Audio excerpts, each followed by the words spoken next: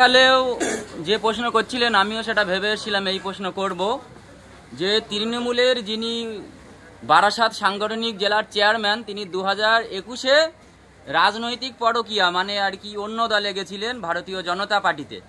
তিনি আসার পর তিনি চেয়ারম্যান হলেন এবং এখানকার যিনি বিধায়ক তার বিরুদ্ধে তিনি লাগাতার মানে বিভিন্ন কথাবার্তা বলে যাচ্ছেন। কার্যত প্রাক্তন এবং বর্তমানের এই লড়াই চলছে, যদিও অন্য দল, তবুও আপনি এখানে কর্মী সম্মেলন করলেন, কি বলবেন এটা নিয়ে? সব থেকে বড় কথা হচ্ছে 2021-এর নির্বাচনের আগে তিনি বিজেপিতে গেলেন।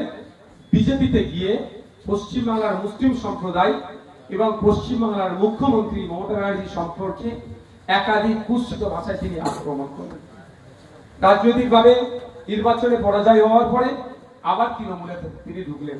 এই যে ইনকামিং আউটগোয়িং এত তাড়াতাড়ি, আমরা বারবার বলেছি এটা বিজে মোড়। যখন যার লিডারের প্রয়োজন হয় পাঠিয়ে এই ধরনের মন্তব্য করে পারসেপশন তৈরি করে। আমি আপনাদের বলে রাখি, উনি যে লক্ষ্য নিয়ে এগাচ্ছে 2026-এ উনি ওনার লক্ষ্যে না পৌঁছাতে পারলে আবার দেখবেন লাফ মারবে, আবার মুসলিম সম্প্রদায় সম্পর্কে কুরুচিকর মন্তব্য করবেন এবং মুখ্যমন্ত্রী সবাই কি বলবে সেটা বলতে পারছি না নতুন করে, তো এইগুলো করবে। এদের থেকে এই ধরনের যারা, এদের থেকে আমাদেরকে সজাগ থাকতে হবে। তাই ইন্ডিয়ান সেকুলার ফ্রন্ট মনে করে সেই রাজনীতির কথা মূল্যবোধের রাজনীতি। রাজনীতি মানে রাষ্ট্র সেবা করা, রাষ্ট্রের জনগণকে সেবা করা। রাজনীতি মানে এই নয় রাষ্ট্রের কোন নাগরিক সম্পর্কে কুকথা বলে আক্রমণ করা। রাজনীতি মানে এই নয় যে ক্ষমতায় থাকুক না কেন, যে অপোজিশনে থাকুক না কেন, তার নীতির সমালোচনা করাই যেতে পারে, কিন্তু কোন ধরনের অসংসদীয় শব্দ চয়ন করে আক্রমণ করা। তো আমাদের দুর্ভাগ্য, পশ্চিমবাংলা যে সরকারটা চলছে সেই সরকারের যিনি চিফে আছেন, আমরা চিফ মিনিস্টার বলি সাংবিধানিক ভাষায়, চিফ মিনিস্টার, সেই চিফ মিনিস্টার আজকে যত দুর্নীতিগ্রস্ত মানুষকে তার দলে ঢুকাচ্ছে, আর দুর্নীতিগ্রস্ত মানুষকে যত ঢুকাচ্ছে সমাজকে তারা তত বেশি কুলসিত করছে। কোন জায়গায় গোষ্ঠীদ্বন্দ্ব মারামারি, মানুষ ক্ষতিগ্রস্ত হচ্ছে, তো কোন জায়গায় আপনার দুর্নীতি, সেখানেও সাধারণ মানুষ এই দুর্নীতির শিকার হচ্ছে। প্রাক্তন এবং বর্তমানের দ্বন্দ্বে রাজারহাট নিউটাউন বিধানসভায় আইএসএফ কে একটু বাড়তি সুবিধা পাবে? দেখুন, ওটা আমরা কোনোদিন ভাবি না। যত প্রাক্তন বর্তমান বললে করে দিনের শেষে যখন হিসাব যখন কষবে এরা এক হয়ে যাবে। এরা হিসাব কষে দেখবে আমি পাচ্ছি কত না কি পাচ্ছি না। যখন দেখবে এরা হাতছাড়া হয়ে যাচ্ছে, টোটালি 60-40 কন্ট্রোল করার ধান্দায় ছিলাম, এখন টোটালি হাতছাড়া হয়েছে, দেখবেন এক টেবিলে বসে যাবে। সুতরাং এদেরকে নিয়ে ভাবি না, এদের জন্য আমরা জায়গা পাবো এইটা নিয়ে রাজনীতি করতেছি না। আমরা সমাজ ব্যবস্থা পরিবর্তন করতে এসেছি। মানুষ সুযোগ দিলে মানুষের জন্য কাজ করব, না সুযোগ দিলেও মানুষের জন্য আমরা কাজ করে যাব। ভাঙড়ের ধর্মীয় জলসায় আপনার বড় ভাই এবং আপনার দলের প্রতিষ্ঠাতা তিনি একটা মন্তব্য করেছিলেন। গণমাধ্যম কর্মীরা যখন তাকে প্রশ্ন করেন ক্যানিংপুরের বিধায়ক শওকত মোল্লা সম্পর্কে, তিনি বলেছিলেন যে জাহান্নামের কুকুর সম্পর্কে বেশি কিছু বলতে চায় না। এ নিয়ে বিভিন্ন আলেম ওলামা থেকে সাধারণ মানুষ বিতর্ক করছেন যে একজন মুসলমান কোনো ব্যক্তিকে মানে জাহান্নামের কুকুর ইত্যাদি বলা যায় কিনা, কি বলবেন এই বিষয়ে? দেখো, আমি একটা কথা বলবো, ফতোয়া যেটা দিয়েছেন বা যারা বিরোধী করছেন, নিশ্চিতভাবে দুটোই হচ্ছে প্ল্যাটফর্মটা ধর্মীয় প্ল্যাটফর্ম। তো ধর্মীয় প্ল্যাটফর্ম থেকে যে কথা বলেছেন, আমি রাজনৈতিক প্ল্যাটফর্ম থেকে কোনটা হালাল কোনটা বৈধ অবৈধ আমি এই বিষয়ে বলবো না। তবে একটা কথা আমি বলতে চাই, আমাদের দলের প্রতিষ্ঠাতা প্রাণ পুরুষের সব ইতিপূর্বে অনেক বক্তব্য দিয়েছিল, সেই বক্তব্য নিয়ে অনেক কানাঘুষা হয়েছে। দিনের শেষে তার বক্তব্যটা এস্টাবলিশ হয়েছে। তিনি যে কথা বলছেন নিশ্চিতভাবে তিনি একজন ইসলামিক স্কলার। তিনি সার্টিফিকেট, একজন তার কাছে সার্টিফিকেট আছে, ওই 2 ক্লাস পড়লে মওলানা হয়ে যাব সেরকম ব্যাপার নয়। তিনি বক্তব্য যেটা দিয়েছেন সেটা নিশ্চিতভাবে তার কাছে যুক্তি আছে। আমার মনে হয় আমাদের দলের প্রতিষ্ঠাতা যেহেতু ধর্মীয় মঞ্চ থেকে বক্তব্য দিয়েছে, এই প্রশ্নটা তাকে করলে তিনি আরো যুক্তি দিয়ে বুঝিয়ে দেবেন। তার মানে আকার ইঙ্গিতে নওশাদ সিদ্দিকী এই বক্তব্যের পক্ষ অবলম্বন করলেন। আইএসএফ কর্মীদেরকে মারধর করা হয়েছে, কি বলবেন? দেখুন, কোন জায়গায় করছে না, কেন মারছে, আমাদের সাথে কেড়ে উঠতে পারছে না।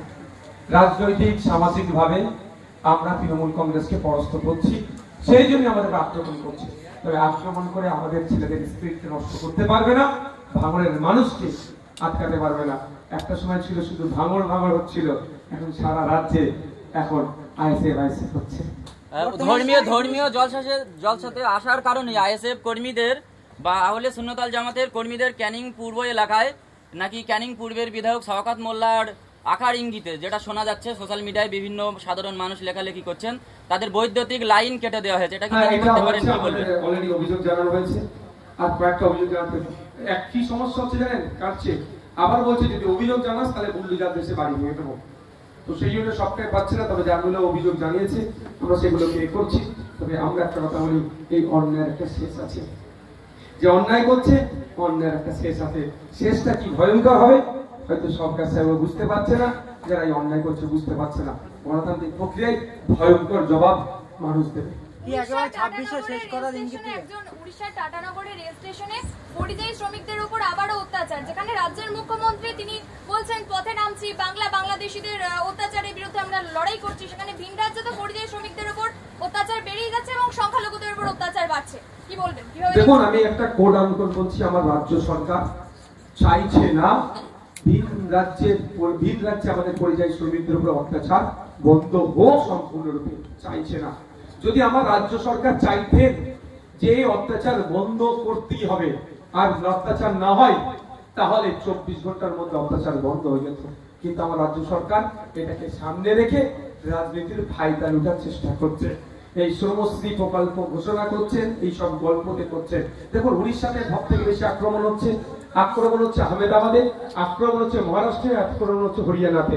যদি আমার রাজ্যের মুখ্যমন্ত্রী তো ওই আপনার বিভিন্ন সময় খেলামেলা করে প্রচুর সময় অনেক থেকে নষ্ট করছেন। আপনার নেপালে কি হয়েছে, সারা রাত ঘুমাননি, ওখানেই নাকি তিনি থাকবেন বললেন, যতদিন না শান্ত হচ্ছে। আমার রাজ্যের মানুষ আক্রান্ত হচ্ছে, মানে কিভাবে শান্তির ঘুম ঘুমোচ্ছেন। কিন্তু একবার ছুটে যেতে পারে উড়িষ্যাতে, একবার ছুটে যেতে পারে আপনার মহারাষ্ট্রে, হরিয়ানাতে, আহমেদাবাদে, সেখানে একবার যদি যায় দেখবেন এই অত্যাচার বন্ধ হয়ে যাবে। শুধু তাই নয়, উড়িষ্যা থেকে 3 লক্ষ কম করে উড়িষ্যার মানুষ অর্থাৎ উড়িয়া পশ্চিম বাংলায় কাজ করে খাচ্ছে, আর আমাদের 30,000 শ্রমিক উড়িষ্যাতে আছে, সহ্য করতে পারছে না। এটা যদি একবারের জন্য বলে যদি আমার 30,000কে তুমি নিরাপত্তা না দাও তাহলে আমি 3 লক্ষ কিন্তু নিরাপত্তা দিতে পারবো না, আমি এতে বিশ্বাসী নয়, কিন্তু আমি তর্কের খাতিরে বলছি যদি বলে তখনই তো অত্যাচার বন্ধ হয়ে যাবে।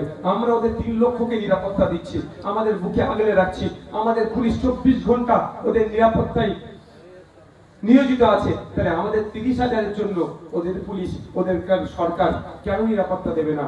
সরকার, পশ্চিমবাংলা সরকার চাইছে না যে পরিযায়ী শ্রমিকদের উপরে সম্পূর্ণরূপে অত্যাচার বন্ধ। পশ্চিমবাংলা সরকার বকলমে চাইছে ওদের উপরে অত্যাচার হলে রাজনীতির ফায়দা নিয়ে যাবে। সেই জন্য বলির বাকরা বলে না, সেই করছে আমার শ্রমিক ভাইদের বলবো, আপনারা দেখুন, সজাগ হন, এমন সরকার তৈরি করুন আপনারা ভারতবর্ষের যে কোনো প্রান্তে গিয়ে মাথা তুলে কাজ করবেন। যদি কেউ আপনাদের ডিস্টার্ব করে আপনার সরকার আপনাদের দায়িত্ব নেবে, সেই সরকারকে যোগ্য জবাব দেবে। অন্যদিকে মাদ্রাসায় 7th এসএলএসটি নিয়োগ হচ্ছে না, সেখান থেকে দাঁড়িয়ে আজকে বিকাশ ভবন অভিযান করলেন, এবং যেখানে রাজ্যের মুখ্যমন্ত্রী মমতা বন্দ্যোপাধ্যায় তিনি বলছেন আমরা সংখ্যালঘুদের পাশে আছি, সেখান থেকে দাঁড়িয়ে মাদ্রাসায় নিয়োগ হচ্ছে না, কিভাবে দেখছেন?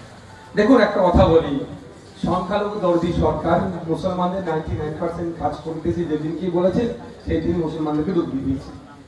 এসএলএসটি নিয়োগ হচ্ছে না, মাদ্রাসায় 10,000 শূন্য পদ আছে, শিক্ষকর্মী নাই কেন? 10,000 মাদ্রাসা দেওয়ার কথা বলেছিল, আমরা 10,000 মাদ্রাসা কেউ চাইনি। 2022 টেট পরীক্ষার্থী